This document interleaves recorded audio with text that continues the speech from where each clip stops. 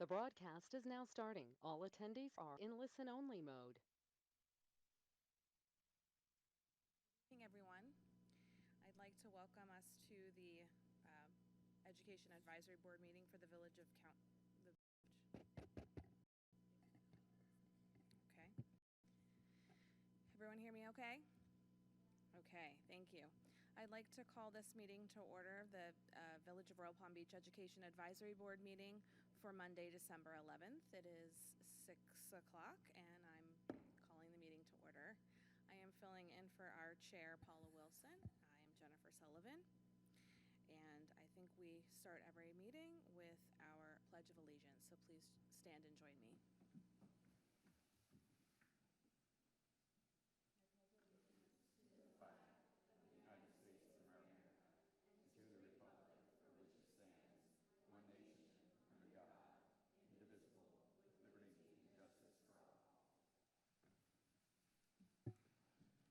Thank you. And now for the roll call. Okay, Chair Paula Wilson, Vice Chair Nancy Panay, Jennifer Sullivan, Present. Erin Franklin, Nisha Mitchell, Jenna Larson, and Councilman Jeff Amara. Here. Wonderful, thank you. I'm very excited to meet our new board member, Nisha Mitchell. Welcome. Thank you. And I'd love to give you a few minutes to introduce yourself to our guests. Hi, good night, everyone. I'm Dr. Nisha Mitchell. I'm a resident of Royal Palm Beach. I currently work in higher education, really in healthcare education, which is part of the higher education. And I'm kind of excited to be here. I'm glad to be a part of the education board here, and I'm looking forward to interacting with all of you.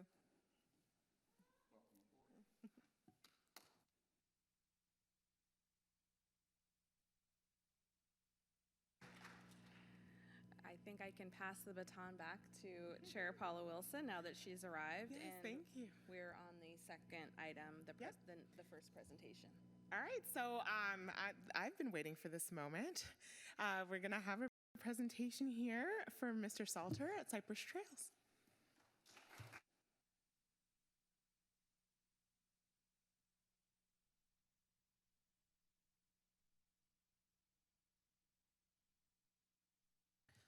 All right, good evening, everybody. Hope you all had a wonderful Thanksgiving and happy holidays.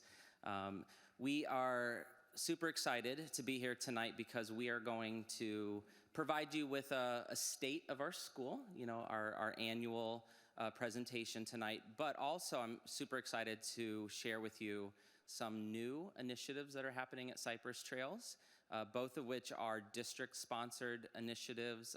We've jumped right in to take advantage of that, and it's really a tremendous opportunity for our school. The first initiative is our new band program. The school district is starting to open up elementary band programs, and we were given that opportunity. And so we collaborated with the school district and decided that our best plan was to start with fourth graders this year. And we opened it up to every single fourth grader, and we intertwined it into our fine arts so that every 2 months they are receiving band once every 2 weeks, but then every 2 months they're still receiving one fine arts class in each area. That way they're not missing any of their fine arts permanently, but they go to band during fine arts and they're still getting all the other disciplines of fine art. So it's a great combination. And again, this was purely elective. And I believe we have out of approximately 90 fourth graders, I believe we have close to, 60 to 70, I believe. Yeah, somewhere in that range. I'm sorry, I don't have the exact number, but that's almost 2/3 of our fourth graders who elected for band, which is an awesome opportunity.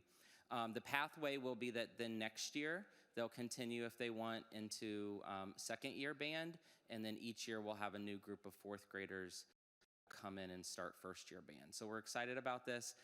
Tonight I want to introduce everyone to Mr. Gary Snyder. He is our district band teacher, and he teaches band with us every day. And then he also goes, I believe, to Green Acres Elementary School, and then he also goes around to other schools in the district to support newer band teachers. So this is an opportunity for us to have district support. And again, this is fully funded through the school district, zero out of pocket for our students. And tonight, we have 2 students we wanted to showcase. Again, this is a brand new program. These students have never touched an instrument before, really until October, because he started the year with theory, learning how to read music. We started with recorders, and now they are focused on really 3 main instruments: flute, clarinet, and trumpet. We do have some trombones. I also see a French horn strolling around campus sometimes. And it's really cool just to see the students carry their instruments to and from school and to take, pride in that. So I want to first start off playing the clarinet. We're going to have Kinley come up here to showcase what she's learned so far.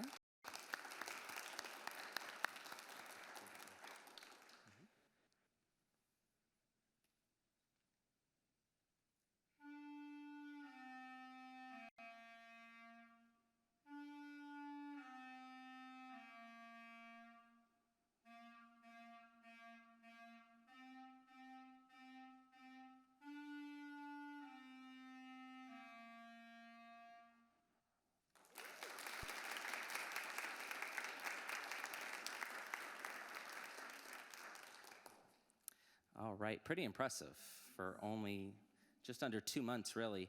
And next is Stephanie on the trumpet.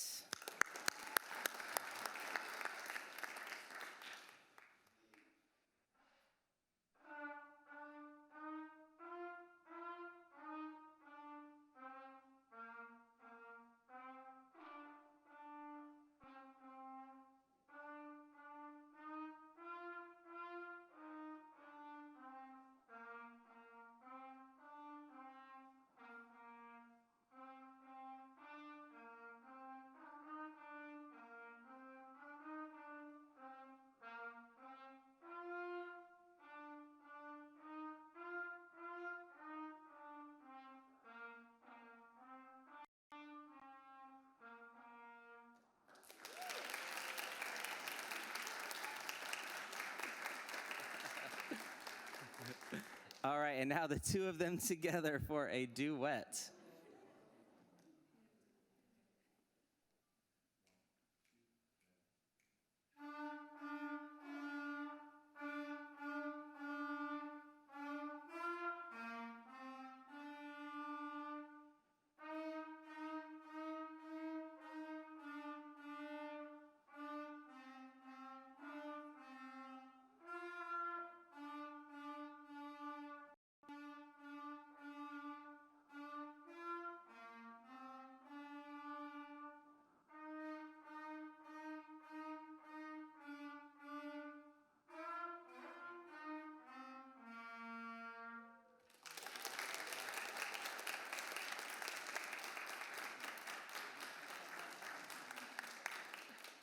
Girls, that was amazing. And music memorized. Wow, I'm so impressed.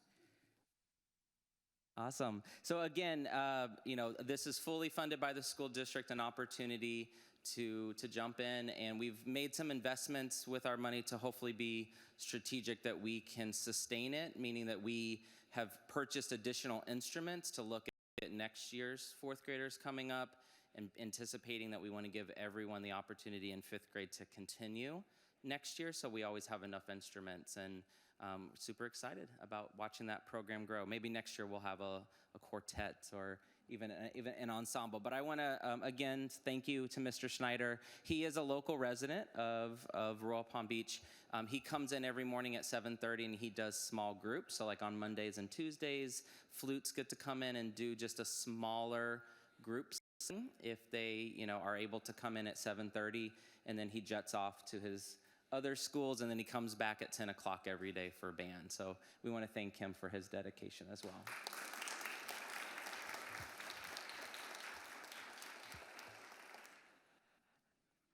All right, so first, let's just update you, or if you're new to the advisory board or new tonight, just to have you get to know us a little bit at Cypress Trails.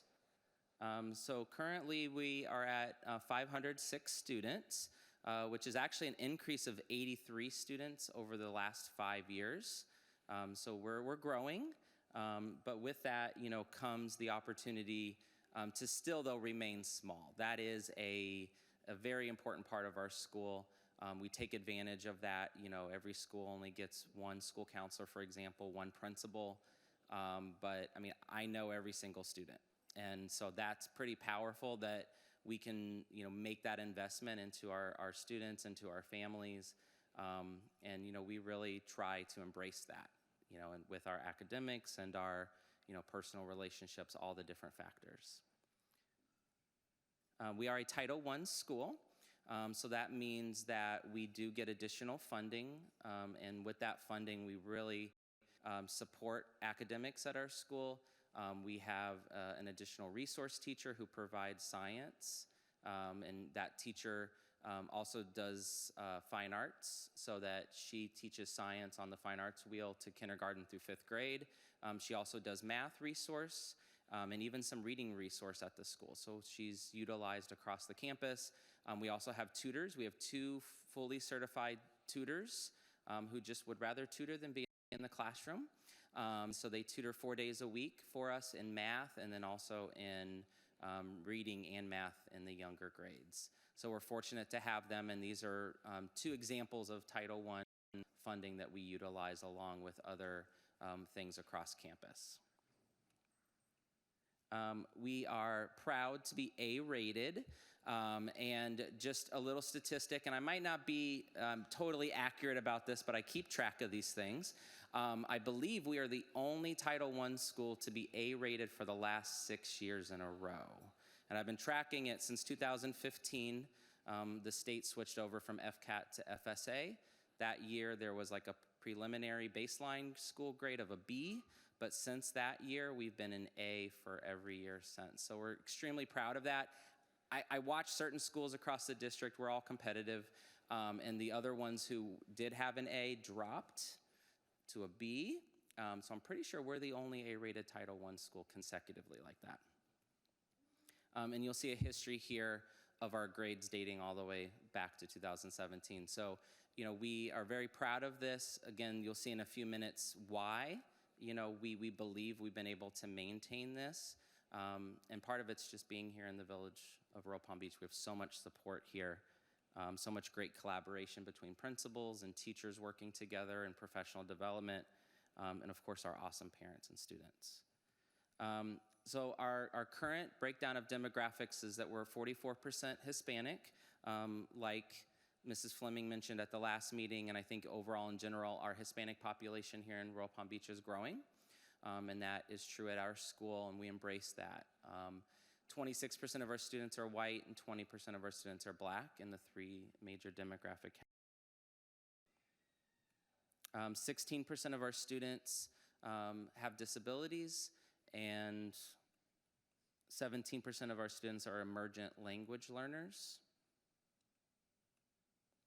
We're also an environmental STEM choice program school. We have a very small program, maybe 20 students on average per year, and that's just because of where we're located. All of the schools here are A-rated in the elementary level. We're very fortunate for that. There isn't a lot of movement between our schools. Families have so many great options here. So we don't, for us, it's mainly families maybe who work nearby or going to another school or have a different job nearby. But for the most part, we don't really try to recruit. Instead, we use this as an option for the whole entire school. So everyone in the school benefits from the environmental STEM choice program. Again, one of the things that we do is the Title I funded resource teacher on fine arts. We do a lot of STEM activities and STEM enrichments across campus. Field trips on almost every grade level have some kind of STEM activity built in. Because for Title I schools, we do get access to field trips that some other schools don't, where we get busing opportunities and free admissions and things like that. So our teachers every year at the beginning of the year always plan out their field trips, especially ones that are STEM related. And you'll see here at the bottom, this is definitely a huge reason for our success, and I think that's probably true across the village, is if you look at the bottom there first, it says range of teacher years of total experience. 68% of our teachers have more than 7 years experience. When you have that veteran leadership on your campus, you are going to be more successful. And one thing we try to do is keep continuity on our grade levels or on our subject teams, just to provide that level of experience each year. Also, you'll see another thing that we try to do. It's not possible all the time or at every school, but also we have 0% of our students who previously scored a level 1 or 2 with a teacher who has 0 to 3 years experience. So we want to put them in the hands of teachers that are experienced. So last year was a year of transition. We transitioned into the BEST standards, and our students transitioned in grades 3 through 5 to taking what's now called the FAST test, which is the Florida Assessment for Student Thinking. So with that came not only new standards in the upper grades, it came a new test. Reading, for example, they now take the test on the computer, which they'd previously taken it on paper. Math takes it on the computer as well. There were a lot of different changes. So we wanted to look at our data from last year through the lens of just simply comparison. We know that as a school, we have to monitor 3 things. We monitor ourselves, we monitor versus, and we always compare ourselves to the district. The district and us are very similar. We're both A-rated. We're not, we're not well below the district. We're not well above the district. For us, the school district is always like a good thermometer for us. And then we always want to compare ourselves to the standards, meaning are we an A-rated school to reach that threshold, for example. So for us, this is comparing us to everybody else. So looking first at last year, sorry, we're going to go back into statistics class real quick, but I promise you it's not painful.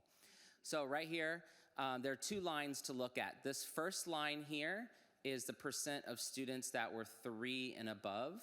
And so if you're above the red line, 50% of your students are above or at grade level or above.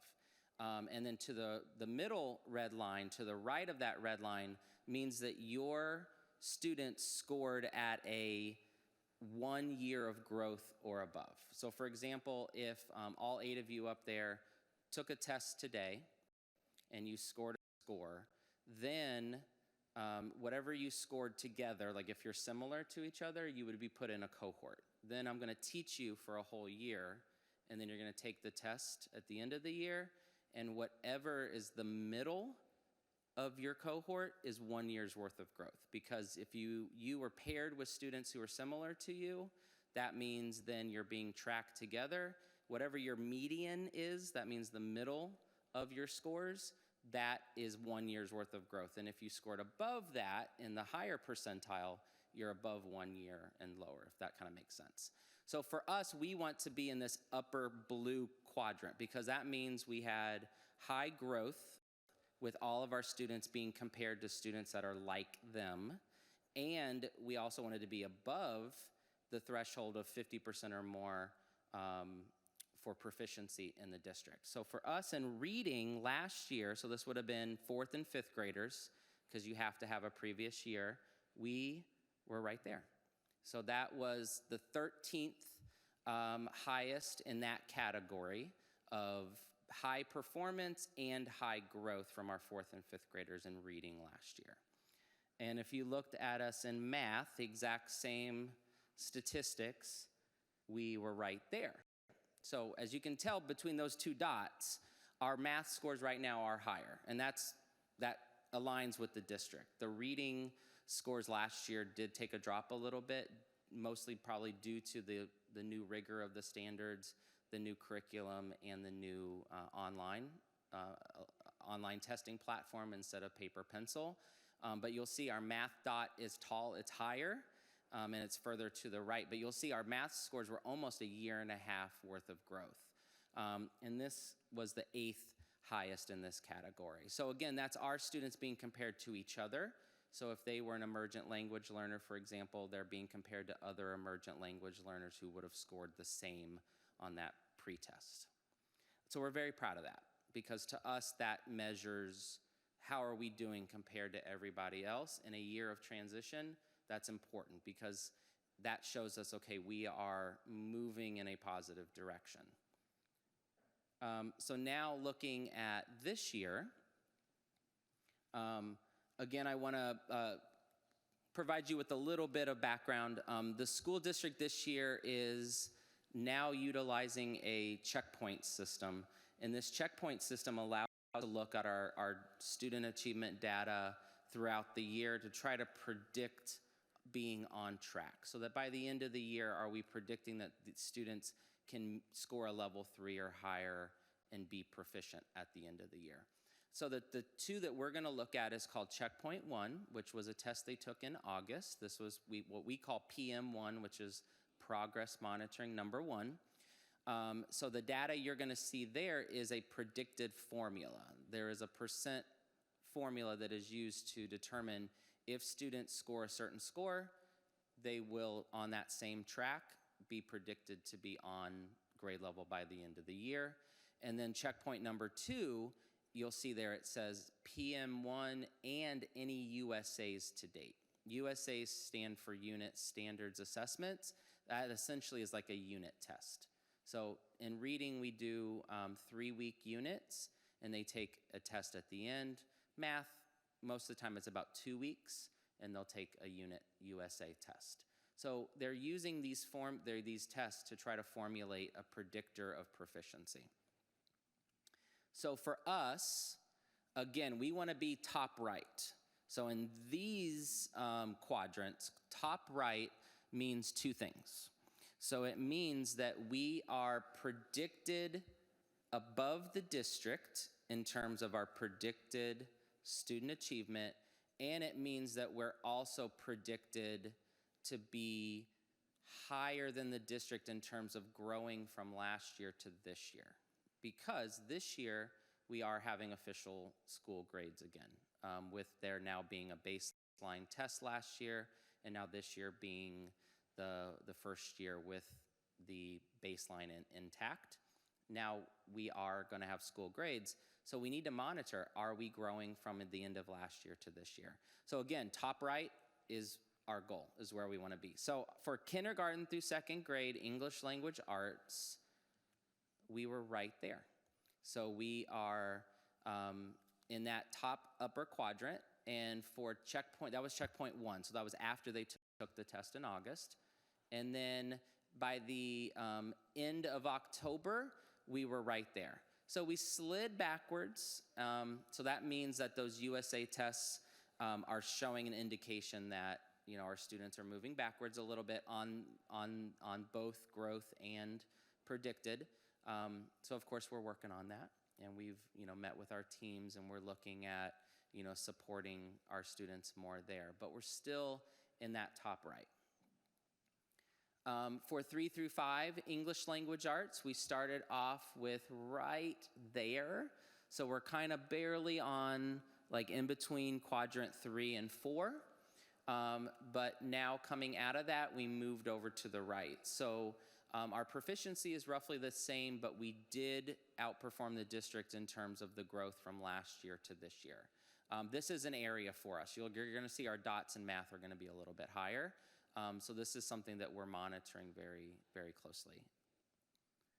But still, looking at us compared to the district and the predicted proficiency, for us as an administrator, giving a bird's eye view of everything, okay, I don't lose too much sleep at night. But now when you dive in and you start looking at all the individual pieces, then that's when you can really start to focus on where we need to grow more. But I do want to point out that our 3rd grade reading has grown, though, 5 points from the end of last year to now the predicted proficiency here. So that is our school improvement goal, is reading with an emphasis on 3rd grade, and so that is a great start to the school year for that. Kindergarten through 2nd grade mathematics, we started off the year right there. So in that fourth quadrant, but still kind of right in that corner. And now we're right there. So we're about the same as we were. For us, kindergarten through second grade math always takes the back seat to reading. So as a school, we're always looking at ways that we can support those teachers more. We do have the resource teacher we spoke about, but in PLCs, which are professional learning communities, also looking at using iReady, which is an adaptive technology that we use. We really want to try to push and support our teachers more in math. So the first thing you have to do to support them more is to monitor and to know, is math a need, and where are we, so that we can continue to support them. And then in grades 3 through 5, we are right there. So as you can tell, our dot is higher because we have a stronger proficiency in math. And we did those slide back, comparing to the end of last year to now this year. So that's an area that we're looking at. What is it about the USAs that caused us to slide back compared to the district? And but overall, just wanted to share, where are we in terms of that bird's eye view. It's kind of hard during the year to predict how are you doing towards the end of the year test, but the district is very data smart, and this is great because it's giving us, again, as principals, that bird's eye view of how are we doing at that predicted rate, and be able to make adjustments or dive deeper into certain data points. Okay, so that is it for my that part of the presentation. But my favorite part about tonight is to showcase students. So we did that already with our music, and tonight a big part of our focus is going to be on the Ron Clark Academy House System. This is it's brought so much energy to our school, and it's such a great way to support district initiatives that I'm going to share in a second, but more importantly, provide students with a sense of belonging and a reason to be engaged at school. And I think tonight you're going to hear some testimonies about that, and it's going to be great. So first, I want to share with you all our why. And so this is 2 components of the district's strategic plan. And there are 2 items on here that really jumped out to us when we got the opportunity to join the district's cohort for the Ron Clark Academy House System. We got invited, and we had to apply and share our interest, and we immediately jumped in because we knew that this was something that we wanted to do. And we got buy-in from our teachers right away, but we knew this was something that we wanted to do because also there's 2 main things. You'll see here, one of the objectives is to increase student voice and choice in educational experiences. You're going to see and hear those voices tonight, and hopefully, we're working to empower students to change the school, or always take the school in the direction that they see it. And the other one is, you'll see it says, enhance a sense of belonging, safety, and acceptance for all students. In looking at the school district's survey data that the students take every year, there was an item that jumped out at us, and it's a district-wide concern, and there was a question regarding students treat each other with respect. Parents scored way up here that, yeah, that's not a problem, that's a positive thing about the school. Teachers a little bit lower, but the students were significantly lower. And for us as a school, and I know as a district, we looked at that and we said, there's gotta be something going on, right? If we think that students feel that they treat each other with respect, but when we actually ask them, it's not as high as what we think, we need to change that. And we need to give them a voice, but we also need to create systems that have a stronger sense of collaboration and respectful opportunities to get to know each other. Because, when you get to know somebody, the level of disrespect immediately drops tremendously when things are said or when jokes are made or whatever other situations are happening, simply because you know them better and you've gotten to know them as a person. So for us, the house system is something that hopefully addresses that. So just to kind of go through the background, it makes up the school into smaller communities where staff and students belong, and so that everyone hopefully has a sense of membership at the school. Each house represents different traits, histories, traditions. Now, this was all created by Ron Clark. He is a world-renowned educator. Him and Kim Bearden, she is the co-founder of the Ron Clark Academy in Atlanta. They're both like former Disney Teachers of the Year. He's world-renowned educator, and he created this house system based on the system that's used like in Europe and in England over the last, however many centuries. But in that sense of creating that community at his school, and now his school is really a mecca of education. People travel there from all over the world to visit and learn from his teachers and to learn the house system, but also effective strategies. Houses offer competition, healthy competition, camaraderie, collaboration, communication, connection, and you'll see here that immediately we wanted to take on this motto: 4 houses, 1 lion family. That our houses make up our school, but yes, we're still 1 lion family, and we really emphasize that to the students. So like we talked about, it fosters a culture of belonging. Every student and staff member are in the school are a part of a house. So teachers, students, the front office staff, custodians, it doesn't matter, if you're a part of Cypress Trails, you are in the house. And it's really cool because as the principal, I'm in Solevare, but of course I tell everyone I'm in all the houses. But that was really important. Ron Clark himself believes that he's in a house. His co-founder's in a house. But when kids see me in the hallway, even if they're not in Solevare, they put up the Solevare hand signal, which is the phoenix, because that's our animal. And it's great to see that because they want to connect with me, even though they're not in my house. They want to show me that appreciation. And so I give them their hand signal back. And it's like just a nice little way to say, hey, we're in this together. So, we are a part of this school. It builds character and school-wide community. The traits of each house, represent the whole entire school. So what we did was we sat down and looked at all 8 houses, and we actually picked the 4 traits that we wanted to move our school in that direction. And that was how we selected the 4 houses of our school.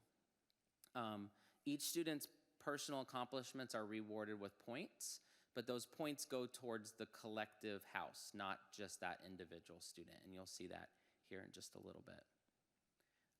And again, we talked about culture of healthy and constructive competition as well.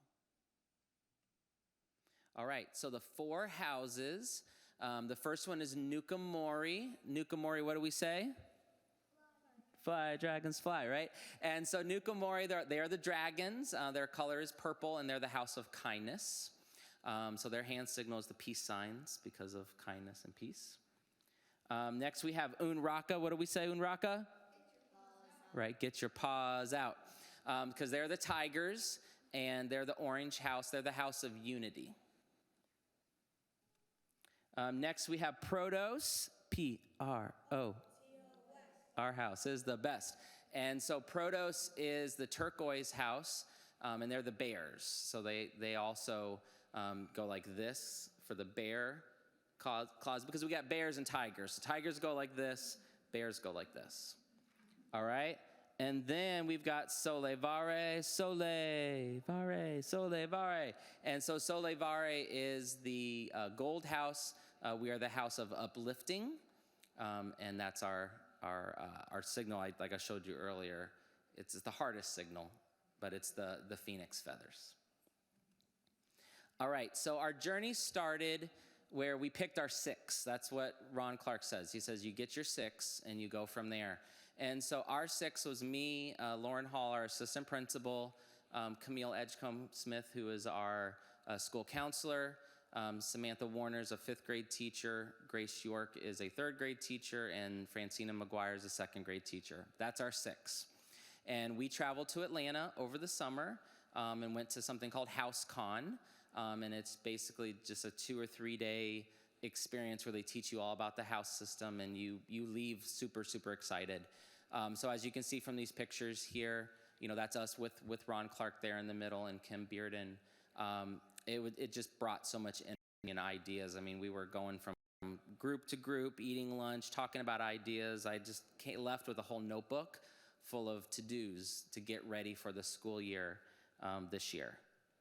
And so after that, we came back and we immediately wanted to focus on teachers bonding with each other and planning for the students.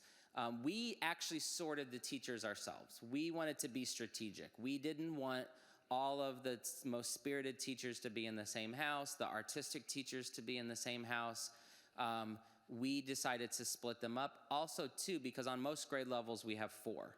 So that's 4 houses, 4 teachers. We do our activities here in a minute. I'll tell you some of the activities we do. It's just easier when you have 1 teacher per house on each grade level. And so we wanted to take advantage of that. But also strategically, we had to split up the strengths of teachers to be sure that this got off the ground. And again, you didn't have one house that was totally more spirited or artistic than the others. So that was our welcome back faculty meeting, and we immediately jumped in and started planning the beginning of the year. So the next step was to sort students. So we knew that we wanted to do this kindergarten through 5th grade. Our kindergartners, even though they have a harder understanding of it, this is a 6-year path for them. When they are in 5th grade in 6 years, they will have been in that house from a kindergarten. So we didn't want to leave them out of it. Some schools do this only intermediate. For us, it's full buy-in from everybody. Of course, it's a different experience for everyone, but it's full buy-in from kindergarten. So you'll see here, we got our students together. 5th grade was first because we needed them to be the leaders of the school. And so they had a chance to spin a wheel. So you'll see here in a second an example of, let's see. Oh, did it work?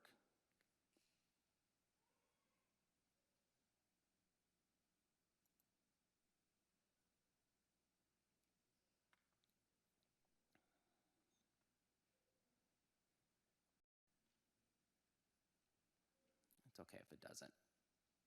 I'm sure you can feel the spirit. But it's a great video. In that moment, it was a student. Oh, there it is. Oh, let's see.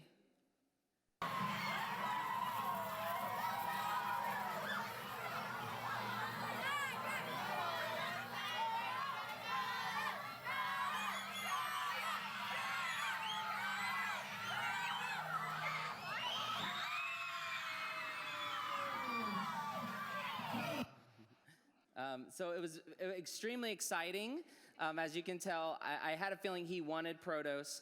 But the fun thing about this was just that excitement, and then the variety and the randomness for the students. We really did a strong job of at the beginning teaching students that the wheel decides your house. This is a random assortment, and each house's characteristic represents the whole school. So if you are in Protos, you get that opportunity to help teach others how to be successful, but you can still be kind and be uplifting and be united like the other 3 houses. But across the whole campus, like for example, my son is in Protos, and so families are split. There aren't too many families. We're brothers, sisters. We have a large number of teachers on campus, which makes our school even more special, who bring their children with them. I think there's only 1 teacher who got on the same house as their own child. So, and so for us, it's really a fun way to teach that you didn't get in that house with your friend or even your parent or your brother or sister, but now your family's even stronger because now you have 2, 3 different houses on your family. And we even have a proud Nuka Mori mommy up on the stage, Mrs. Wilson. And so it's been really cool. And that's our next initiative, is to try to now get the parents. So as PTO president at our school, Miss Wilson and I were working together to plan a bingo night coming up soon, to have house bingo where families can dress up. And so that's really what the next steps are to make this even more powerful. Our kindergarten students got sorted. We wanted to do this more privately for them. The cafeteria with all that excitement's a lot when they'd just been in school for a few weeks. So instead, our awesome house leaders who are here tonight, they came with me and Mrs. Hall, and we sorted the kindergartners in their class to welcome them, but just to do it in a little more of a safe place for them. House points are a very important part of our house system. With this comes not competition as much as the ability to recognize. So points are earned for going above and beyond expectations. They don't get a point because they're walking quietly in the hallway. That's the expectation. They get points, though, for going above and beyond. And teachers award points mostly in like 1-point increments. The value of points, though, are based on the act and the duration of time to earn it. So, for example, if they win a game in class, because we really want to use this to strengthen academics, playing academic games is a great way to prepare students, to review for tests or to practice certain things. If they win a game or their house wins a team game, they get a point. If, let's say, they make their monthly iReady goal, that's 1 month's worth of hard work, they get 2 points. If they earn the trimester honor roll, that's 3 months worth of hard work, that's 5 points. So you'll see that the longer they have to do something, the longer they do something to earn it, or the higher the achievement is, they would earn more points. And one of the best things about it is that we have, and this is one of the district partnerships, along with getting the ability to send teachers to the Ron Clark Academy, which in January we will have done 3 times now. We also get the school district provides funding to pay for the app, which, as you can see on here, keeps track of all the points and it recognizes students. So we have all the students uploaded into the app, and when they earn a point, whoever earned the most recent point shows up on the app. And it's just a great way to showcase students. We have house meetings once a month, and so all of our grades 3 through 5 get together. Second grade actually is doing their first house meeting later this week, so now it's starting to trickle down to primary. But our house leaders, which strategically 4 out of the 6 of us were the leader of the 4 houses. We did that on purpose. They helped to plan the house meetings, and you'll see here, these are the 4 houses in our house meeting that we just had here at the end of November. And you'll see that there's different things going on in the top left. That's Protos recognizing achievements of their fellow Protos housemates. We have collaboration and get to know you activities going on as well from the other houses. And you'll see this is an example of like some of the slides. So this is the Sole Vare, some of the slides from their house meeting.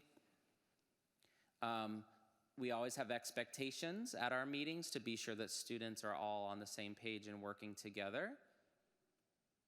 We have a character focus, so we align this with the school district's Character Now program. And so for the month of December, it's being generous and helpful. So these are conversation starters that the students participate in. We try to really use the points to also drive perseverance. If a house is not winning, or they didn't win a certain competition, what can we do, for example? Why are we currently where we are in the standings? How can we earn more points? Are you earning house points weekly? So a lot of our house points start over every month, iReady, things like that. We always try to refocus and help students to achieve their personal points to help their house. And then at the end of the trimester, we will have a celebration. As you'll see here, we have Mrs. Andrews, who came to our first trimester celebration, and we get the whole school together. Again, 506 students. Not every school can do this. We know that. We take advantage of that, though. So it's like we're a small school. We take advantage of that in ways like this, where we can get everybody together in the courtyard, and they come up and spin a bonus wheel if they earn the most points for that whole trimester. And at the end, the winning house so far got to go outside and have an ice cream party and an extra recess. But this is just a way for us to get everyone together and recognize students for their great achievements. And now to the house leaders. This is one of the best parts of tonight. Our house leaders are fifth graders who are brave enough to stand up in front of their fellow housemates and submit their nomination. I want to be a house leader.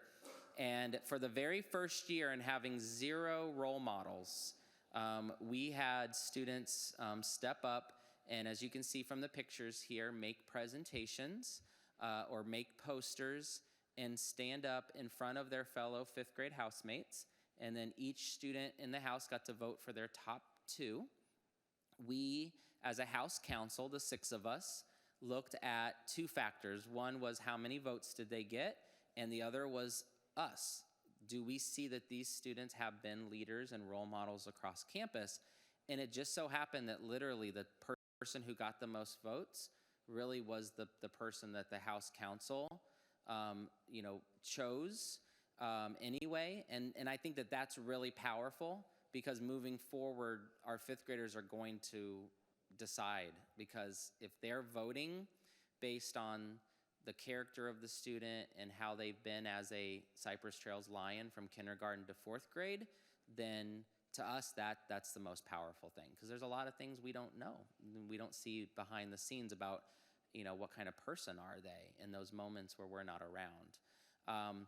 And so with that, I'd like to introduce you to our house leaders, and they're just going to take a minute to say a few things. I'm not putting them on the spot. They prepared. So first of all, in Nuka Mori, we have Ava and Jalen. So come on up here, girls. Let's give them a round of applause.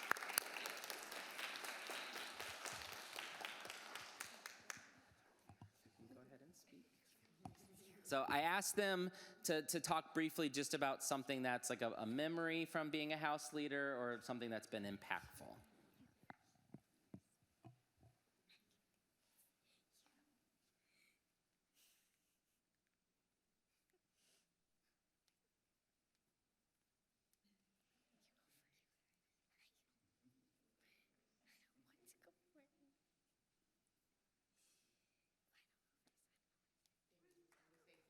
Hello, everybody. Good evening. Well, to start off with, the house system has really affected our school for the better, in my opinion, because I've never really, until I was introduced to the house system, I was never really, interested. There's like nothing really popping up, like big everywhere, like make a headlight for itself, but with the RCA house system, it's really affected our school really is, because yet it has divided all of our students into 4 groups, but we still come together. It's like a friendly competition that has really affected the school for the better, in my opinion.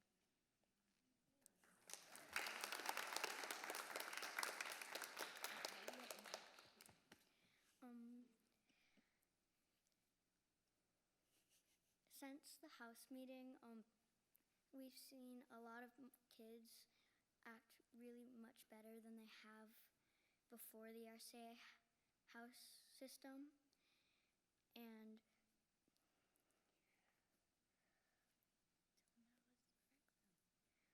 it makes them like much kinder, and they'll like, if they see a Nuka Mori, they'll put up the Nuka Mori hand signal, and then the Nuka Mori,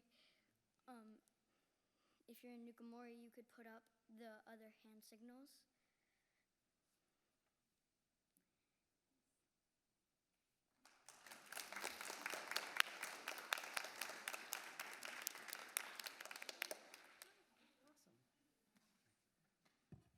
All right. It's always hard to go first, and I didn't make them practice or anything. I just tried to say, hey, come up with this. But to practice in front of a microphone on TV, that's a big deal. And today I told them, I said, we're going to go alphabetical. And they were like, that's why Nuka Mori's always first. I'm like, yeah, because you're alphabetical. So I'm so proud of both Ava and Jalen. Next is Unraka. It's pronounced Unraka, by the way, not Onraka. Unraka. And our house leaders are Nicholas and Armando. So come on up here, boys.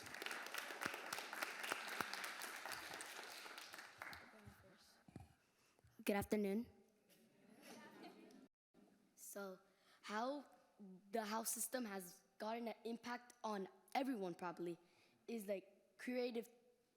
They got a creative mind now. Like during the house meetings, we come together to think of cheers for our house. Like, who are we? Who are we? Unraka, Unraka. That was someone in our house that made it up. Also, like, it helps our thinking, like in class. Like, if the points help us focus more in class, so we can earn points for our house. I'm gonna pass it on to my lieutenant.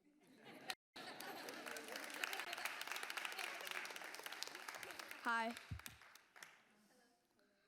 So I feel like the house system has impacted everyone's life a lot because it helps us feel like we could be a part of something and that we can lead something by ourselves. And it helps us get a goal to be good and earn house points and stuff like that. And it's pretty nice, like when you're like walking around and then people are just like, they're like saying hey with their house signals and being kind.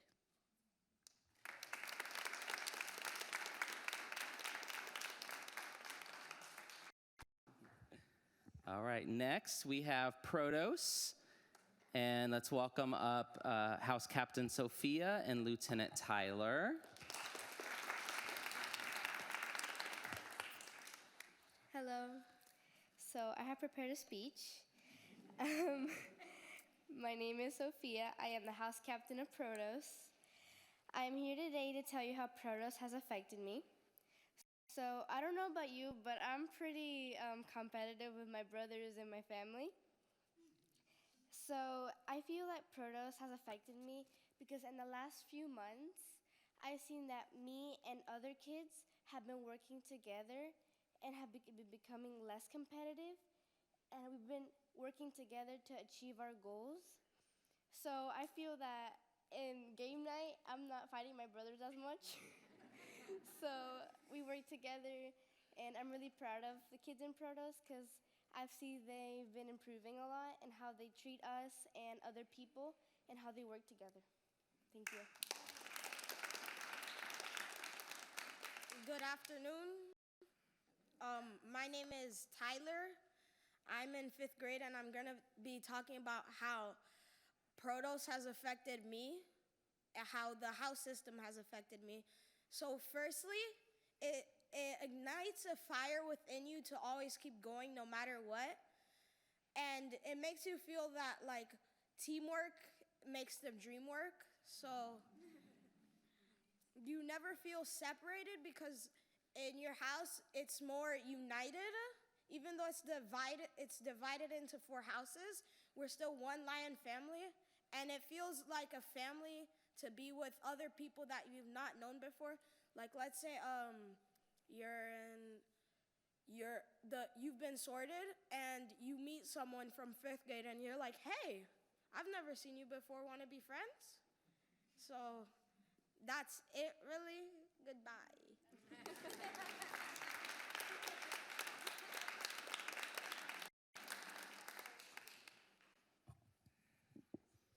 And our assistant principal, Mrs. Hall, is in Protos, and she's like, I can't be there, but you got to videotape that. And I'm like, it's going to be on YouTube. She's like, no, you got to videotape that. Those are my house leaders. So Tyler brought up a good point before we go to our final house, is that if a student is new to Cypress Trails, we, the first day, come into their classroom and they spin the wheel. So they immediately have that group. that family, that, that could be hard, especially in the older grades, to be a brand new fifth grader, for example. But we go into the classroom, they spin the wheel, and immediately they're welcomed by their house. And that just gives them that community immediately that's even smaller. Every Friday, we wear our house colors. We eat lunch together with our houses on Fridays. So that just provides those opportunities for them to have that sense of community. And our final house, Solevare, we have Captain Caitlin and Lieutenant Leo. Come on up.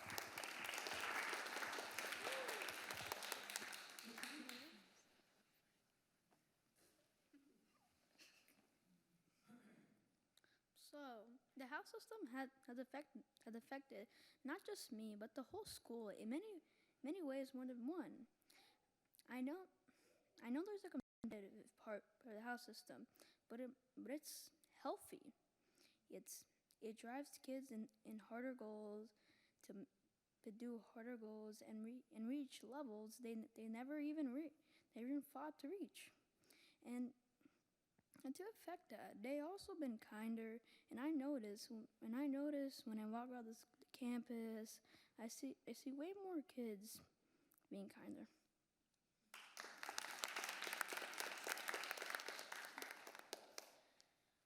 So I feel like the house system has really affected me in a way. Like a lot of the students try a lot harder to reach certain goals to earn points for their house, and being sorted was a very important thing. And like for some kids, it meant everything to be in this one house, and if they didn't get that house, then they just need to work hard to help their house get back to first place if they go down. So a lot of kids push their limits to try to get house points.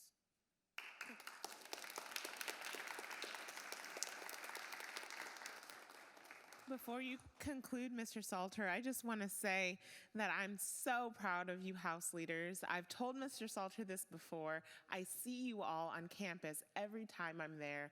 You're so positive, encouraging. When Miss Andrews and I were on campus for, I guess I'll say, the pep rally, all of the younger kids would go up to you for high fives and hugs, and you're so self-motivated to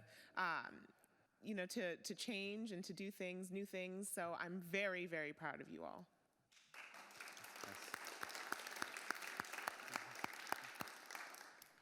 And they're doing it without any previous role models. And so what's going to be most powerful is that now they're setting that example.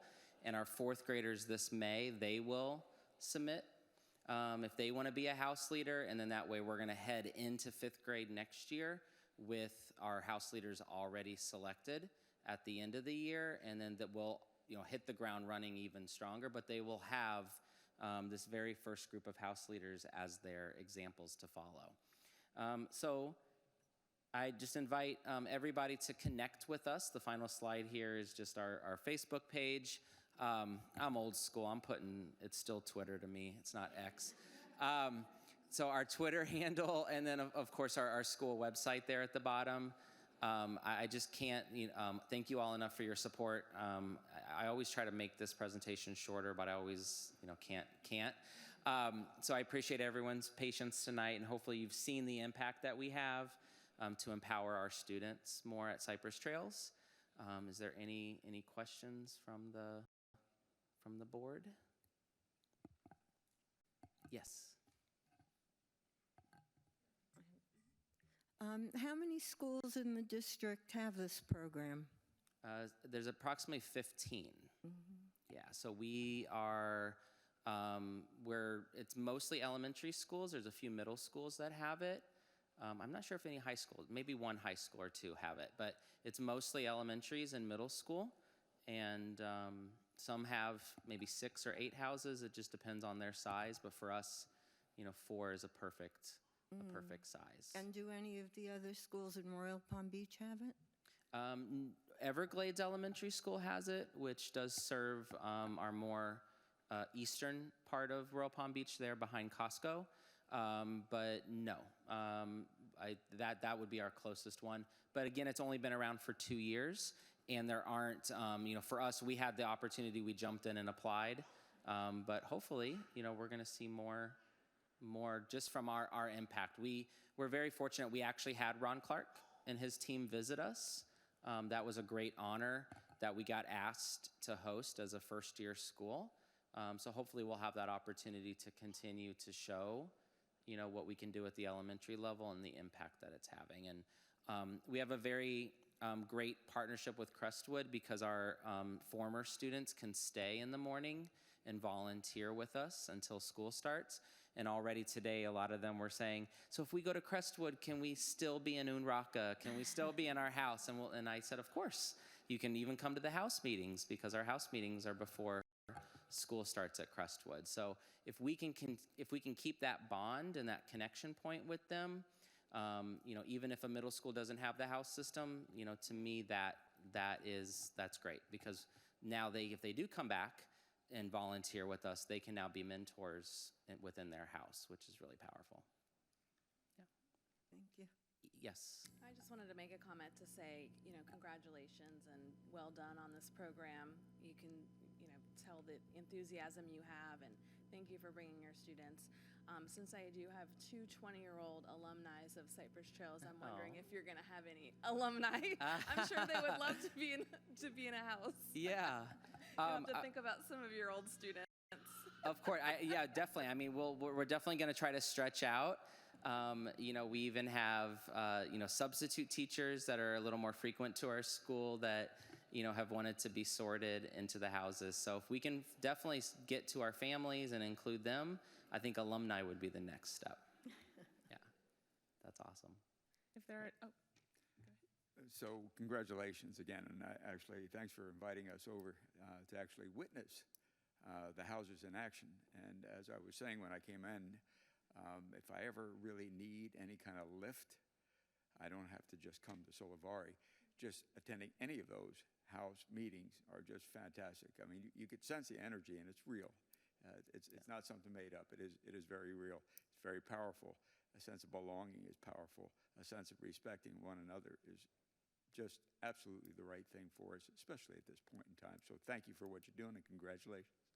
Awesome, thank you. Yeah, I used to say, if you needed an uplifting moment, go into a kindergarten classroom. And that still is true. But now I can really go into so many classrooms and so many house meetings and things like that because those opportunities, that system is now there. It's not like it wasn't happening before. It's not like our school needed this because I do feel like we've always had a strong sense of culture at our school. But to us, we just didn't want to leave any student without a trusted adult that they can rely on, without a sense of belonging and community. So I think it's just made our school an even more positive place. So I thank you all. And that's it for the Cypress Trails portion. It's a school night. So if any of our parents or our students, if you do want to stay though and learn more about the region or learn more about Palm Beach State or hear from Miss Andrews, I encourage you, but it is a school night. So if you do need to head out, then now would be your time because I'm done. So, but thank you all. Thank you.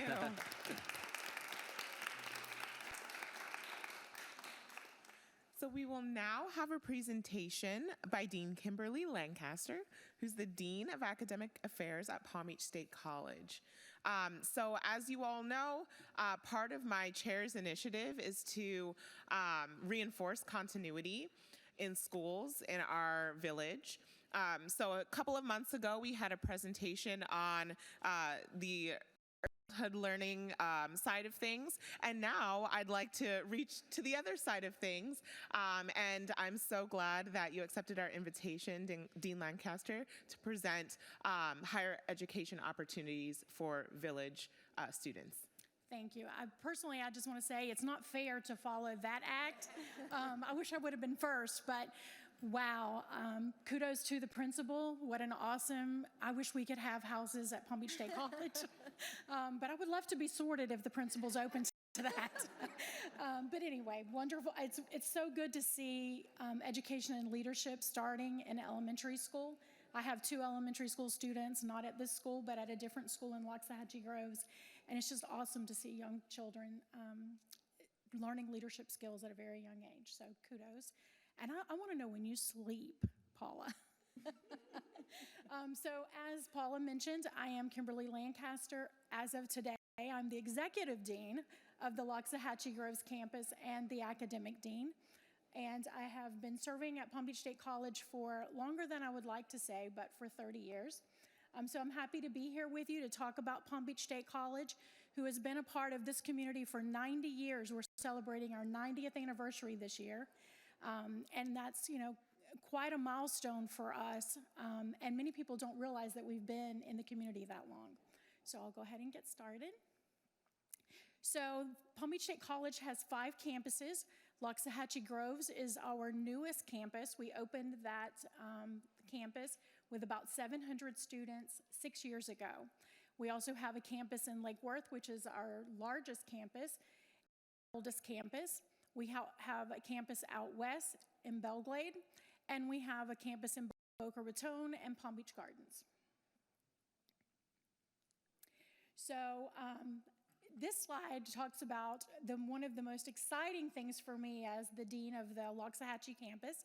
We have embarked on breaking ground on our second building, which is a 4-story building that is about 83,000 square feet and will be home to a state-of-the-art dental and medical services technology building.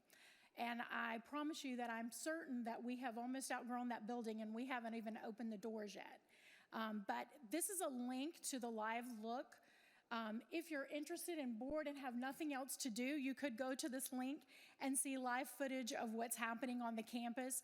And I can tell you I was away for a week at Thanksgiving and I came back and I couldn't believe my eyes. It's going really fast, which we know that the outside will go up really fast. It's the inside that will take a little bit longer, but it is scheduled to open in fall of 2025. So Loxahatchee Groves, as I mentioned earlier, we opened in 2017 with 700 students. We currently enroll about 6,000 students annually with 1 building and 13 classrooms. And we serve just in our service area, which includes Royal Palm Beach, Loxahatchee Groves, Westlake, Wellington, and Palm Beach Central. That is our service area for Loxahatchee Groves. We have about 404 students that are dual enrolled at Palm Beach State College. So from the 4 high schools in our area, which include Palm Beach Central, Royal Palm Beach High, Seminole Ridge, and Wellington High School. And right now we have an embedded advisor, which means we have a college advisor that has been embedded at the Wellington High School and at Seminole Ridge. It was a first launch across the district, across Palm Beach County. And it was so successful that I spoke to your mayor a few months ago about his interest in us embedding an advisor at Royal Palm Beach High. And so we now will be embarking on, hopefully in the spring term, embedding a college advisor there to support your high school advisors as well. And those embedded advisors not only will talk to students about dual enrollment opportunities at Palm Beach State College, but they will help students and families with filling out that lovely FAFSA form, preparing for college applications, whether it be Palm Beach State College or whether it be any other institution of higher ed. They're there to support the students and the school as well. This is just a list of some of our community partners that I partner with personally at the Loxahatchee Groves campus. Obviously, Palm Beach State College, with 5 campuses, it partners with a lot of different organizations within the county, but these are just some of the ones that we partner with locally. The largest degree that the largest number of students, probably I think it's close to 60%, somewhere between 60 and 66% of our students at Palm Beach State College are AA transfer students, meaning that they get their 2-year degree from us and then they'll transfer on to another institution of higher ed. We also offer 36 associate in science degrees. And associate in science degrees are degrees that prepare individuals. They earn a degree, but it prepares them for the workplace as well, which is why we have so many partnerships in Palm Beach County, because clearly we want to be sure that the programs and the curriculum that we're providing are meeting the needs of employers within the county.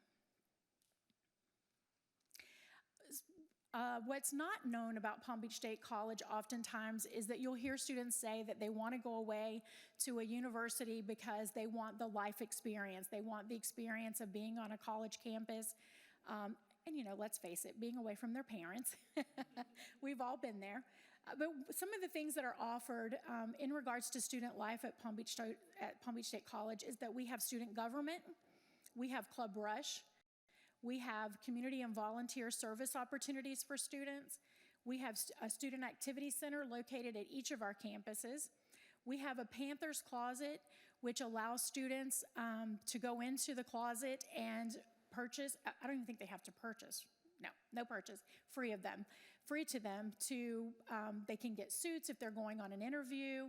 They can get, you know, clothing needs, and there are other things within the closet, shoes, you know, whatever it is that they need. A lot of professors will take their classes into the closet just to introduce them to it, because they know that there's need in their class, but they also will take them there if they have internship opportunities that are tied to their program, because it helps encourage students who may not want to step up, but it allows them all to have the opportunity to put their best foot forward when they're being interviewed. We also have a pantry, our pantry, which is located on all 5 campuses, which helps students who may be having need in other ways. And so we try to make sure that we are encouraging and trying to fulfill the needs of the whole student, not just their educational needs as well. So the benefits of attending Palm Beach State College: first of all, we're affordable. In fact, I've been at the college for 30 years, and I would say that it's probably, we have not raised our tuition at least in the last decade, if not longer. So it is one of the most affordable institutions to get your college degree and your training. We also have financial aid and scholarships that can even lower the cost further for students. It's convenient. We have a number of modalities that students can take their classes, whether it's online, live online instruction, face-to-face, or hybrid. We have weekend and day and evening options as well. Great faculty, like Professor Wilson, who are dedicated to their students. We have smaller class sizes so that the professors do get to know their students on a one-on-one basis. Personal, as I mentioned, we have small class to faculty ratios. Palm Beach State College also has a career center that offers multiple job and career resources and free workshops to students that connect students to employers within the county. And I'm so sad, but I was going to show you a video that highlights our 90th anniversary, but when it was emailed over, it didn't translate. So the video won't play. Well, let's try it. Maybe it will. No. Oh, it sounded like it was going to play. No, that wasn't it. So I'm so sorry, but maybe next time. And that's it. If anyone has any questions. Any questions? I just wanted to confirm, you said that the embedded advisor at Royal Palm Beach High School was coming spring 2024? That's my hope. Oh, okay, great. Yes. Yes, I'm really excited to hear that because I know there's always a lot of questions about the next step, and I think that would be great to have that person. I agree. Yeah. I agree. And they spend that full day. And we spend 2 days at Wellington, 2 days at Seminole Ridge, and they were spending that 5th day on campus at the college, but we're going to move that person to Royal Palm Beach at least for the spring semester for that 5th day. And then the hope is that it's a program that grows at Royal Palm, and we will need to add another advisor because we also need to have one at Palm Beach Central as well. Yeah, I think that's great. And if there's, any growth, I'd love for us to be updated, Ms. Fleming. Absolutely. As well. Thank you. Yes, absolutely. Thank you for having me. Thank you so much. Okay, so our next order of business, we're going to have reports from Central Region, district, and principals.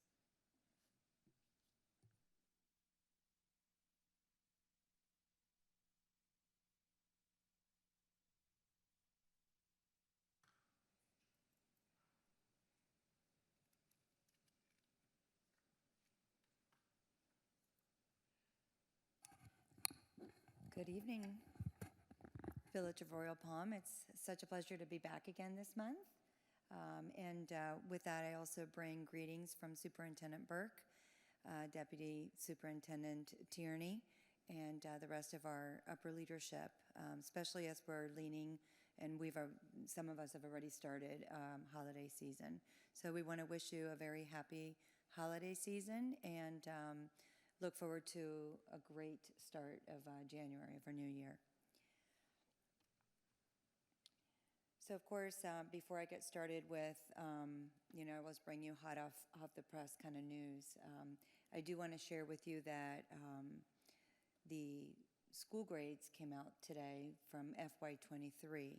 But I will say that the school grades are, and I wanted to explain the school grades before we went into the school grades for the Village of Royal Palm Beach schools, is that this year the school grades are calculated differently than in past years. Mr. Salter, with his wonderful presentation this evening, shared a lot of details around how it's calculated this year versus and how it's different in the past, in that this year it was just straight up proficiency. So instead of having any of the learning gains of our students from one year to the next and our low 25% gains, those calculations are not included in the school grades. And so when I indicate proficiency, we're talking about ELA proficiency, which is reading. We're talking about math and science. And just those proficiency, those students that score a level 3 or higher are the only ones that are included into the school grading for this year. That is meaning for FY23, for this past year, that the school grades are just released today. FY24, which is the next year, the grading system comes back to the way that we've always calculated in the past. And so that is forthcoming. Reason being, and the school grades, as I'm going to be sharing the Village of Royal Palm Beach school grades, it is a baseline, as Mr. Salter had indicated, that this year is all, meaning FY23, all baseline scoring, and now this year, how the students perform on the progress monitoring in the progress monitoring 3, which is at the end of the school year, will determine how the students grew, and that will be included for the FY24 school grades. So I wanted to make sure that you were aware that the way that the grades were calculated was actually different. So the FY that was released today, the FY23 baseline school grades, we are extremely excited to share that all of your elementary schools, Cypress Trails, H.L. Johnson, and also Royal Palm Beach Elementary, all maintained and kept their A for this FY23. Crestwood Middle School also maintained their B for FY23, and Royal Palm Beach High School dropped slightly to a C for FY23. Now know that that C should be almost falling off the page because it will be gone by next year. So we will be absolutely working diligently, as we have already, to make sure and ensure that Royal Palm Beach High School increases their grade up to, we're looking for an A. So we're working towards that. But I wanted to share this information with you hot off the press because I believe it's already in the news media today. But I wanted to give you a little bit of background as to how these grades were actually calculated this year. So before I move on to Village of Royal Palm business, I just want to make sure if there were any questions in regards to this data or this grading system before I move on. Okay. So tonight you heard an amazing presentation from Mr. Salter. I actually walked outside to thank him for his leadership. The house system truly is just amazing. And, you know, I really commend Mr. Salter for being the trailblazer and starting the house system at Cypress Trails. Hey, look at that, Trailblazer and Mr. Salter, huh? Over at Cypress Trails. But you know, you've known Cypress Trails for years, and their climate and culture has always been very healthy and wonderful. And so to bring this in, it just really just energizes, and it really allows them to grow their culture. You know, and so I'm very proud of their work, and you can see the excitement in the students, not only today, but on the campus. So I'm very impressed, and it's always, you know, it's always a little scary when you jump into something new, right? But you've got to be bold to move forward. And so I support that, you know, that Mr. Salter was bold in just moving forward with something new.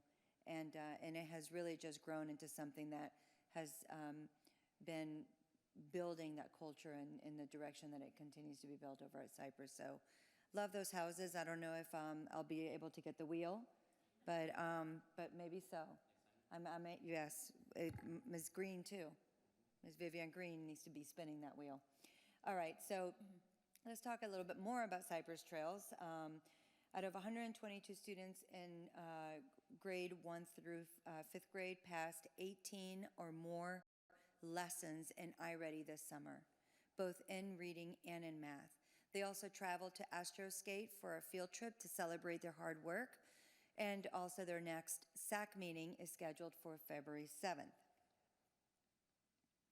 Students in grades 3rd, 4th, and 5th were honored for their hard work during the first trimester.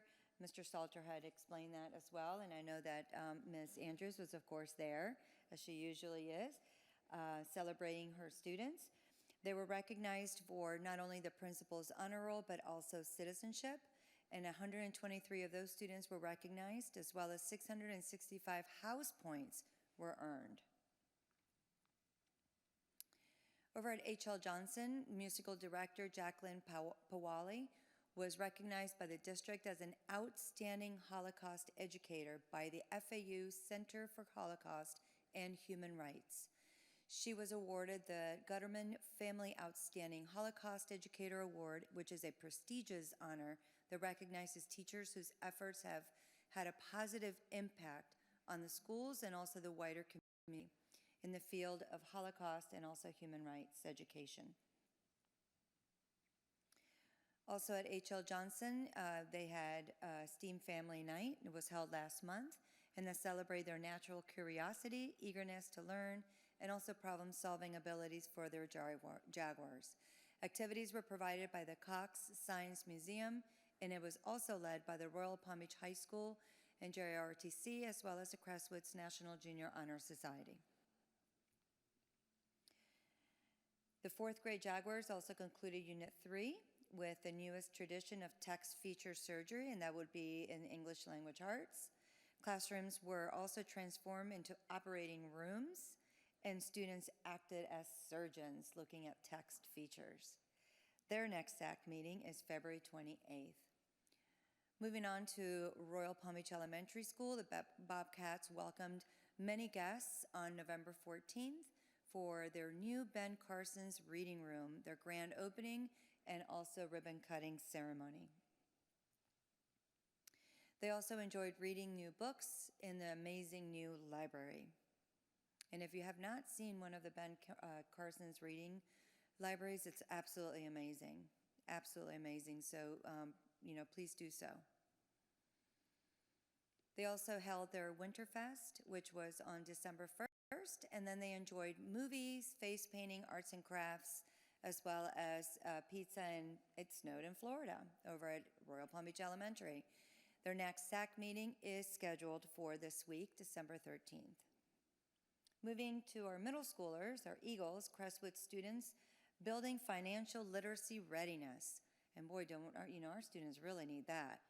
Some of our, I think I need it. So our the 8th grade business keyboarding students have been learning about financial literacy. Business partner, Mrs. Karen Tacone, of Valued Teachers, facilitated an interactive presentation with the students about financial future. And then this is something that we really celebrate.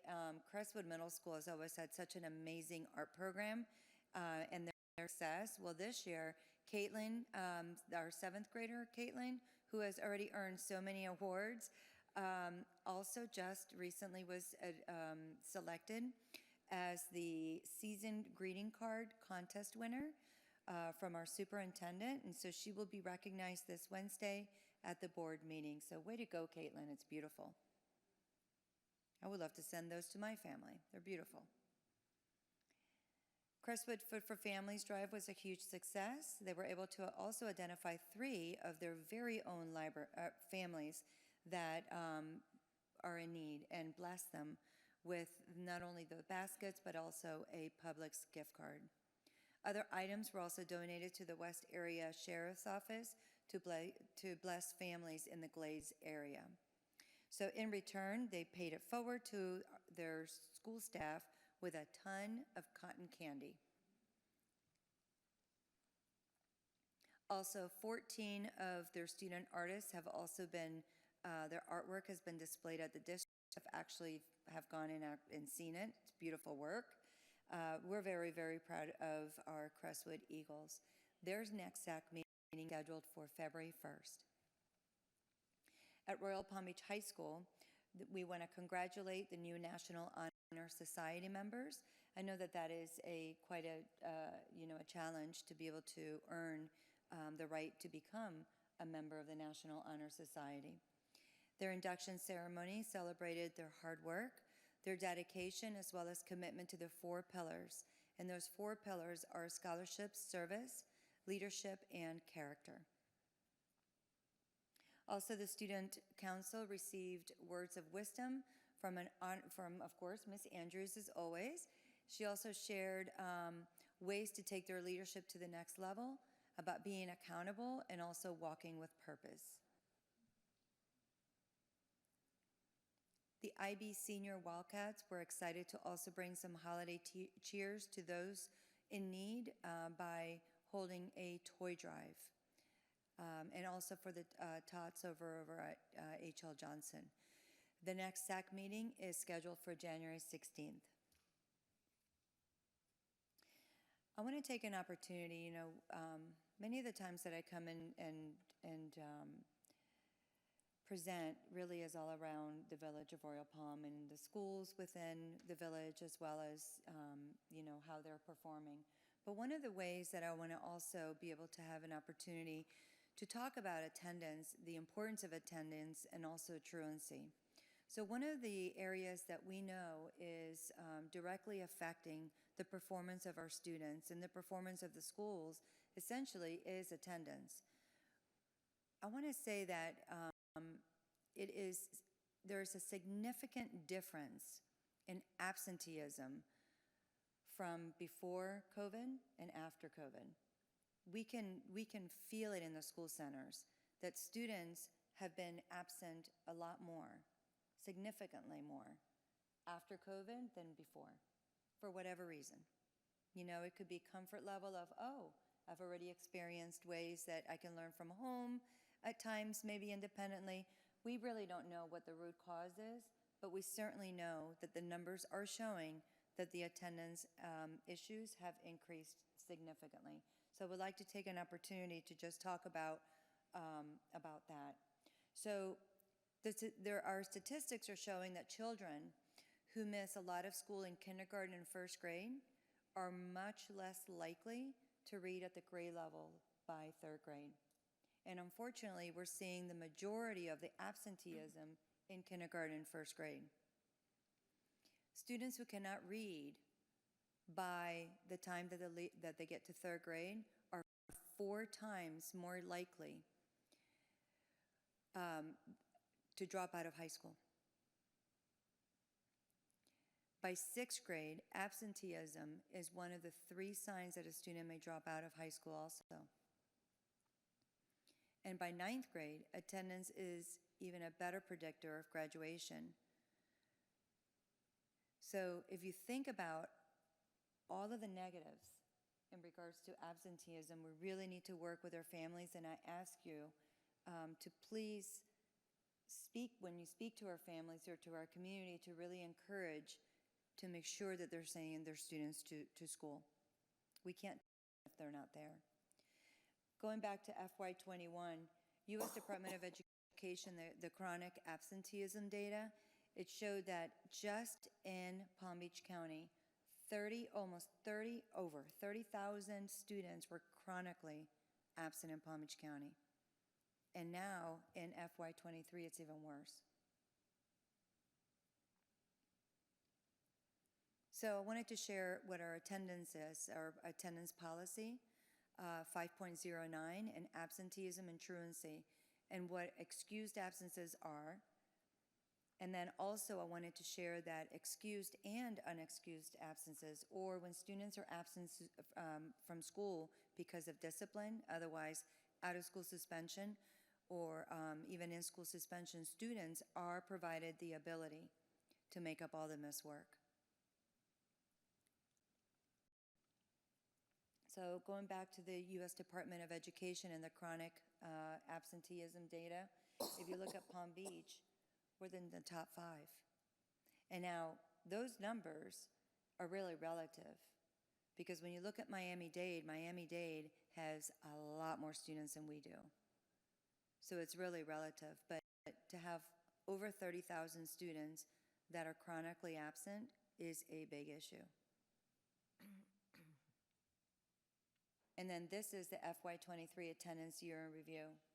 Again, looking at the composition of the students with 11 or more absences, and it was broken down by demographics. Majority of the students, almost half, are Hispanic, followed by our white students, Black students, and so it's really across the board, with the majority of being our Hispanic students. By school type, if you look at elementary, middle, and high, elementary has the highest. And I will tell you that when you dig in even deeper, like I mentioned before, when you drill down, majority of the time is kindergarten and first grade. And sometimes it's the 5th graders also, because they're at home taking care of their younger siblings. And then students with 11 or more absences, majority of our students are on free and reduced lunch. And that, of course, would make sense in that if we have a parent or 2 parents that are actually going out to work, someone needs to stay home with a child who's sick, it's going to be the older sibling, because both parents are out working. So again, it's really messaging out and looking at different ways in educating our families and parents about the impact, the negative impact on being absent. Some of the ways in which our schools are trying to mitigate the absenteeism is through home visits, contacting parents, holding parent conferences. In extenuating circumstances, they're rearranging their schedule. They're doing check-in, check-outs with the students. Incentives, but that only works so much. Attendance contracts, and then they also actually have spot checks to ensure that they're in class, and also that the students are passing. So these are some of the ways in which the schools are working on trying to fight absenteeism. Our communications department is also helping us out, and this topic has also been included in with more frequency in radio shows in multiple languages. Graphics also informing parents, banners about attendance. I don't know if some of you have seen some of it, but I have seen some of it over at Town Mall down in Boca. I've seen some at the Wellington Mall that with graphics on the importance of attendance.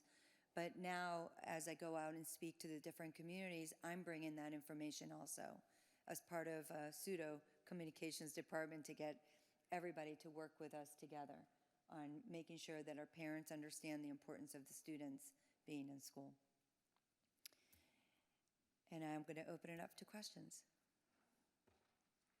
Well, first of all, thank you for the presentation, and thank you for taking the opportunity to share, a major concern.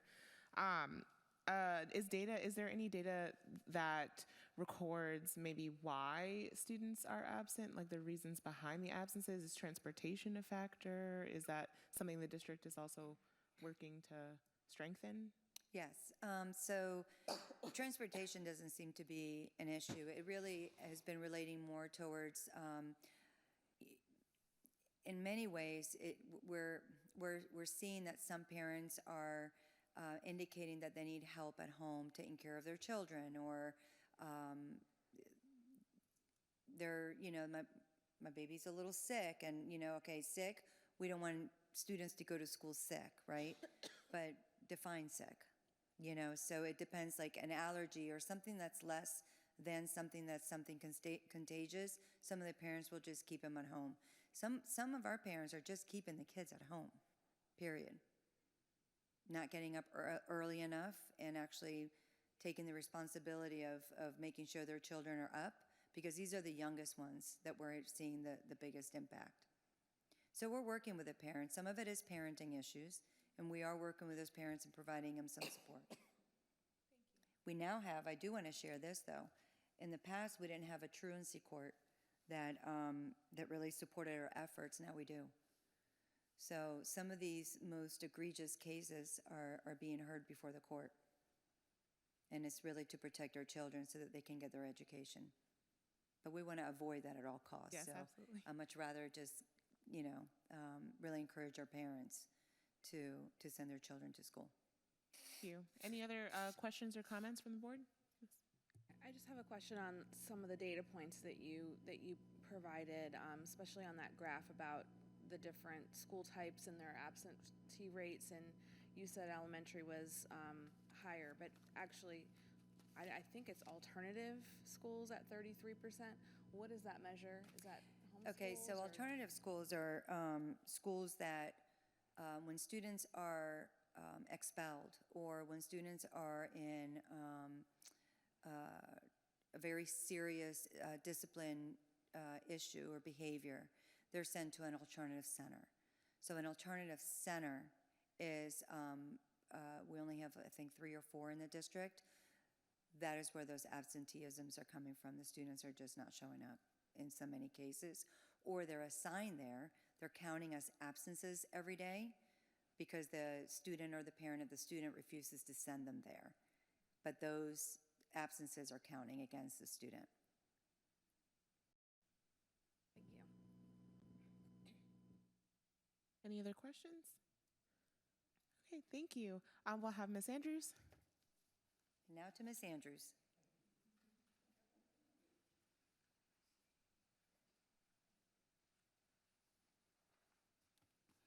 And good evening, everyone.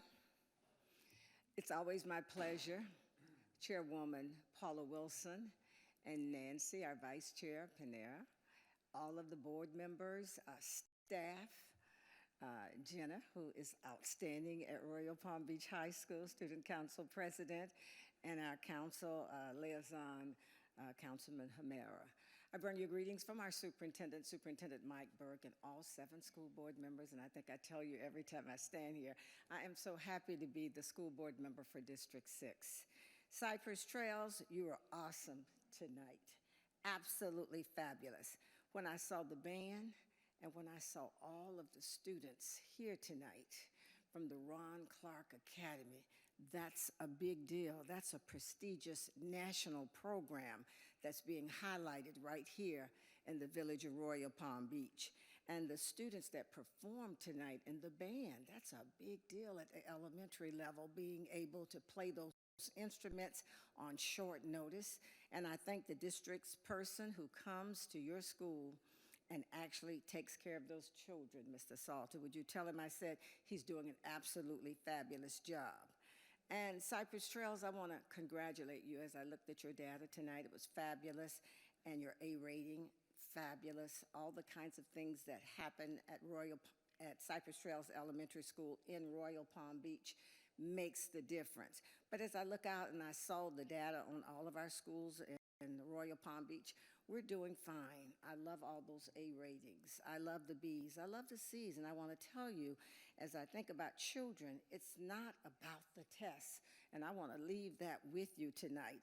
I know that the state requires us to take a test. And as you heard from our regional superintendent, the components of this last test and how we were rated, and Palm Beach County now is rated a B, but truly it's not about the letter grade.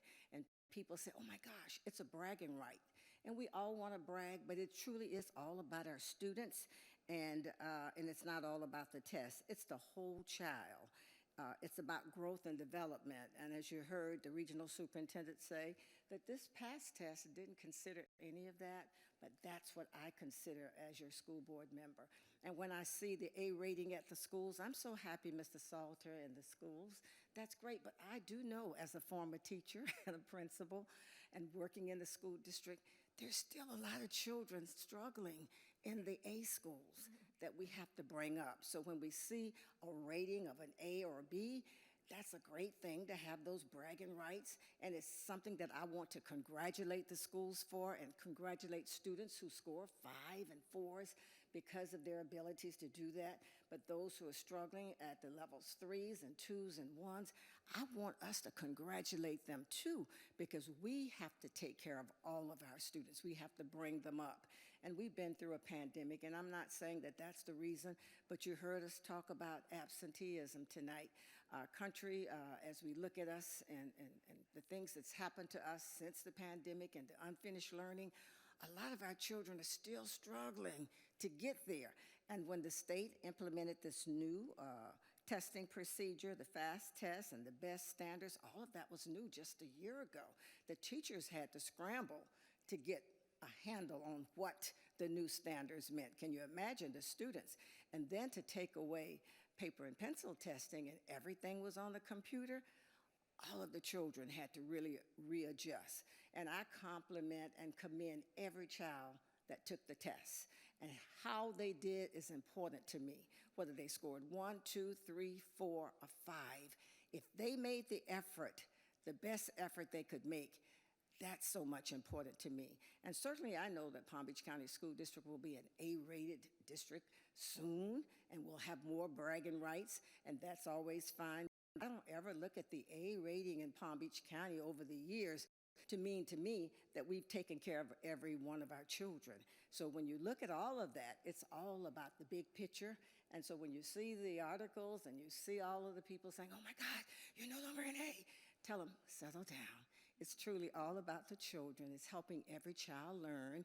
And we have had new criteria that took us at a different level. And even when we get back to the old way, we still have to keep working together to bring every child up to the level of success. And that's what I feel good about when I sit in the schools to talk to the principals, when I go to the classrooms and I see the children doing great, I see them struggling, and I see the parents working hard and worrying about how they can get their children where they need to be. I always tell them, our principals, our teachers are working hard to take care of everybody's children, to bring them to where they want to be. And I want you to just settle down, parents, and get the homework. Get them to school every day. Do your best to support the child. The teachers and the schools and the principals are going to do their best to bring them there. And this is why we put supplemental instruction, extra resources to take care of all of the children. So less emphasis on about a grade and about bragging rights, but more about bragging rights on our students when we see them show success. And I surely want to leave that message with you all tonight. And I want to say to Jenna, I had a lovely time at Royal Palm Beach High School at the county council. I was a little shaking. I said, all those kids were so exciting. They were sitting up here like you all, asking some tough questions and looking at me to bring them a message of encouragement. But Jenna, you told me I did a good job, and everybody was well received by the kinds of comments I wanted them to know about being the best that they could be in the positions they are at leadership, and that's what you're all about. So I really want to tell you, we're in a time of happiness during the holiday season, although a lot of things are happening in the world, but we have to think about all of us and love one another and work together. So I say to you tonight, happy Hanukkah, Merry Christmas, happy holidays, happy Kwanzaa, and happy coming together. And let's think about everything that's good about what we do every day, taking care of our children, taking care of our schools, taking care of our community. And from the benefit of my heart and the superintendent and the school board, we thank the Educational Advisory Board of Royal Palm Beach, as well as the commission here, the council, for always supporting the school district. And when we actually look at where we are a great district, and we're going to continue to take care of kids. So do you have any questions? No questions, but thank you for sharing, and thank you for reminding us that our children are more than a test. Thank you. I'd like to ask Principal Miller to come forward from Western Academy Charter School. She's got some pretty exciting news to share with us this evening, so thank you. Hi, good evening. I am Siri Miller, the principal from Western Academy Charter School. I do have great news to report. We are in A school again, and the latest U.S. News rankings were released recently, and our Western Academy Elementary School was ranked in the top 4% of all schools in the state of Florida. And Western Academy's middle school was ranked in the top 1% of all the schools in Florida. So our teachers and staff and families and students are very proud of all the hard work we do every day. We are expanding next year. We're continuing with that and opening up a new kindergarten, first and second grade cluster. So we'll have more spots for students in the community, and our applications are open now on our website. We run a lottery in April for our enrollment. And other than that, we have a lot of fun things going on for the holidays.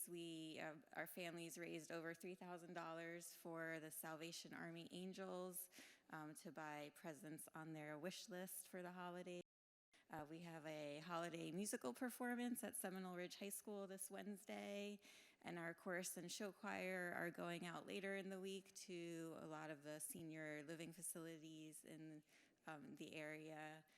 We have our middle school field day coming up, and that's it. And we're looking forward to a great holiday season. I wish everyone happy holidays, a happy and healthy new year. I'm looking forward to it. Thank you so much for sharing, and congratulations. Thank you. That's a job well done at Western Thank you. Academy. Thank you. Thank you so much. Were there any other principals who wanted to share? Thank you, Dr. Amato-Kucharski. Good evening, everyone. I am here to really thank Education Advisory Board, Mayor Pinto, and then, of course, Councilman Hamera and all of our council representatives. They, for the first time, allowed H.L. Johnson to take advantage of the Royal Palm Beach Commons Amphitheater. And it was just an amazing experience, and thank you very much, and a huge opportunity. And I can't wait to share about it in February at our next meeting. We turned in our slides early, and it was before our concert. But we're hoping to move in the direction where our public schools and our Royal Palm Beach Elementary, Middle, and High School really get to be a part of the amphitheater and use that maybe once or twice a year for occasions like this. But it is such an experience for our students. Just like we're saying, yes, of course, we want our students to be academically ready and prepared for the next level, but we also want to provide them these experiences and involve the community. And it was such an honor and so wonderful and so amazing. And thank you so much for allowing us. And I just want to let you know about it. But all the pictures and everything will be available at our next advisory meeting. And again, thank you so much for the opportunity. It meant the world to us. And yes, and all the happy holidays coming up, and thank you again. Appreciate it. Thank you. If there are no other principal reports, just really quickly for the school liaison report on my end, thank you so much to Principal Miller and her staff for inviting me to be a judge for their door decorating contest for their multicultural week. I definitely enjoyed doing that, so thank you. I'd also like to thank Ms. Blecker at Royal Palm Beach High School for the invitation to attend their dance showcase. I was able to attend, and I really, really enjoyed the show. It was amazing. And then finally, a thank you to Crestwood Middle School for inviting me, yes, for inviting me to share at Career Day. And I was definitely honored to be a part of that event. So thank you, Crestwood, for that. Any other school liaison reports? No? Okay, so turn it over to you, Jenna, for our student council report. All right, good evening, everyone. My name is Jenna Larson, and I'm the student body president at Royal Palm Beach High School. It's been said a million times, but I do want to give a thank you to Cypress Trails for their wonderful performance. I loved your house system, and it really reminded me of Harry Potter. But I just thought that it was a great way to just include school pride and healthy competition, so kudos to you. And also to Miss Lancaster, she's no longer here, but I did think that being a senior, her presentation was very important, and I know that PBSC has a very valuable part in this community, so thank you to her as well. So since last meeting on November 17th, we hosted our county council meeting, which includes all the student governments from the schools within Palm Beach County. All of our council members were in attendance to help facilitate the meeting and support our county council vice president, Karina Balcaron. The event was very successful with the attendance of over 20 schools and 2 resolutions passed. Miss Andrews did beat me to it, but obviously I have to give her a huge, huge thank you. She came as a speaker for us, and she was just very inspirational. We all really appreciated her, not only giving her speech, but also supporting the student councils of Palm Beach County, as well as Royal Palm. So, you know, you really don't see a Royal Palm event that Miss Andrews isn't at, so some appreciation to her.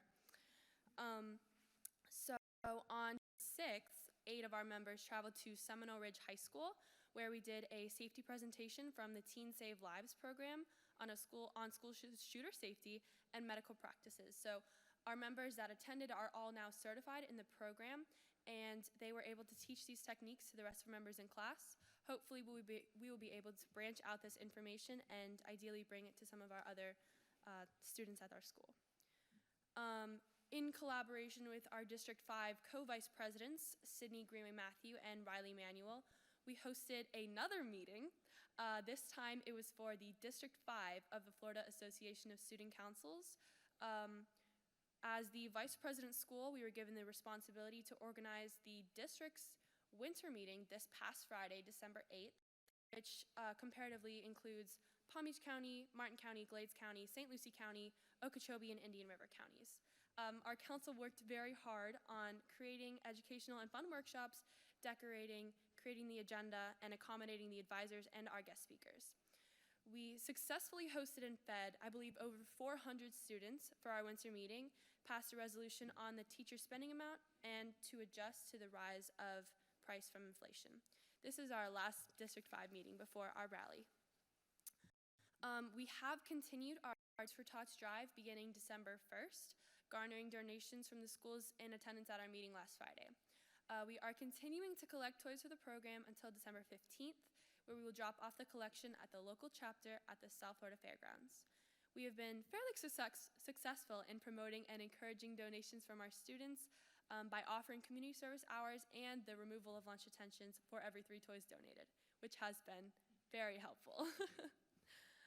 We hope to continue these efforts and bring a plethora of toys to the program. We've also rescheduled our student-led CPR instruction due to the construction going on in our auditorium, and we will be taking place on January 11th instead when we return from break. Our Spirit Wildcat Winter Week is taking place this week, beginning today through Friday.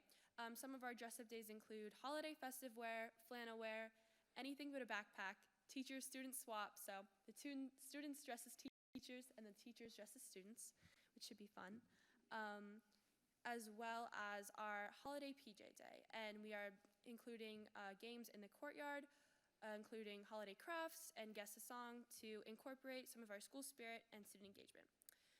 Also Friday we'll be playing hot chocolate in the courtyard. Wildcat Winter Week will hopefully also lift the spirits of students who will be testing their midterms in all classes next week, so next week. We have also completed the creation of our 200 holiday cards for the Colonial Assisted Living Facility located in downtown West Palm. Our executive board, in addition to the DECA executive board, will be taking a trip, hopefully this Friday, December 15th, to help spread holiday cheer and sing some karaoke for facility members who unfortunately are unable to be with their family during this season. We plan to hit the ground running after break, and we are now planning our winter pep rally to take place on January 15th to hopefully bring up the student engagement after the winter break slowdown. We are also currently working with our guidance department to orchestrate a post-high school pathways week. This is part of our FASC state project initiative to educate seniors about post-high school opportunities, including the military, workforce, trade school, and college. We're hoping to implement this in the third week of January following the break. We're in the process of connecting with colleges and trade school representatives, as well as working with our ROTC department to bring in military recruiters, in hopes to educate our upcoming graduates and help them to realize that college isn't the only option. In other news, because I wanted to bring some perspective from the student body at Royal Palm, our winter sports have started, including our boys and girls soccer, weightlifting, wrestling, and basketball. Our boys soccer team has been particularly successful, and they have a current record, I believe, of 9-0 right now. So we're very proud of them, very excited for their season upcoming. We also have 39 district DECA competitors, which is our global marketing program at Royal Palm Beach High School, who have tested and qualified for our district competition, which will take place in mid-January. Our guidance department has also been working hard in recognizing our exemplary Wildcats, with November highlighting our teacher-nominated responsible students.